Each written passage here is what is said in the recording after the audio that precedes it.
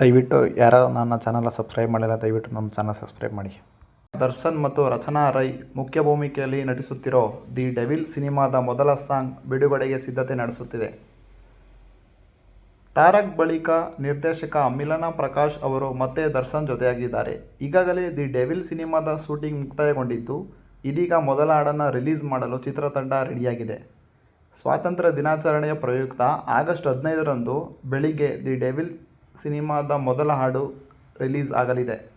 ಇದೀಗ ಸ್ವಾತಂತ್ರ್ಯ ದಿನಾಚರಣೆಯಂದು the devil ಸಿನಿಮಾದ ಮೊದಲ ಹಾಡು ರಿಲೀಸ್ ಆಗಲಿದೆ ಎಂಬ ಪೋಸ್ಟರ್ ನಟ ದರ್ಶನ್ ಶೇರ್ ಮಾಡಿಕೊಂಡಿದ್ದಾರೆ. ವಿಶೇಷ ಏನಂದರೆ, ದಿ ಡೆವಿಲ್ ಸಿನಿಮಾದ ಹಾಡಿನ ಮೊದಲ ಸಾಲು "ಇದ್ರೆ ನೆಮ್ಮದಿಯಾಗಿರ್ಬೇಕು" ಎಂದು ಶುರುವಾಗಲಿದೆ. ಈ ಸಾಲು ಸೋಷಿಯಲ್ ಮೀಡಿಯಾದಲ್ಲಿ ಸಾಕಷ್ಟು ವೈರಲ್ ಆಗಿತ್ತು. ಇದೀಗ ಅದೇ ಸಾಲನ್ನು ಇಟ್ಟುಕೊಂಡು ಈ ಹಾಡನ್ನು ಬರೆಯಲಾಗಿದೆ ಎಂಬ ಸೂಚನೆ ಸಿಕ್ಕಿದೆ. ದಕ್ಷಿಣ ಭಾರತದಲ್ಲಿ ಸಾಕಷ್ಟು ಬೇಡಿಕೆ ಹೊಂದಿರುವ ಸಂಗೀತ ನಿರ್ದೇಶಕ ಅಜನೀಶ್ ಲೋಕನಾಥ್ ಅವರು ದಿ ಡೆವಿಲ್ ಸಿನಿಮಾದ ಹಾಡುಗಳಿಗೆ ಸಂಗೀತ ಸಂಯೋಜನೆ ಮಾಡಿದ್ದಾರೆ. ಅಜನೀಶ್ ಲೋಕನಾಥ್ ಈಗಾಗಲೇ ಕನ್ನಡದ ಜೊತೆಗೆ ತಮಿಳು ಮತ್ತು ತೆಲುಗಿನಲ್ಲೂ ಸೌಂಡ್ ಮಾಡಿದ್ದು, ಈಗ ದಿ ಡೆವಿಲ್ ಸಿನಿಮಾದ ಹಾಡಿನ ಮೇಲೆ ಅಭಿಮಾನಿಗಳು ಸಾಕಷ್ಟು ನಿರೀಕ್ಷೆಯನ್ನು ಇಟ್ಟುಕೊಂಡಿದ್ದಾರೆ.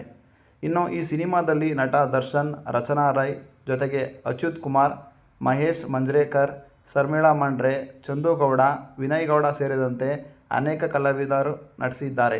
ರಾಬರ್ಟ್ ಕಾಟೇರ ಖ್ಯಾತಿಯ ಸುಧಾಕರ್ ಎಸ್. ರಾಜ್ ಅವರು ಈ ಸಿನಿಮಾಕ್ಕೆ ಛಾಯಾಗ್ರಹಣ ಮಾಡಿದ್ದಾರೆ.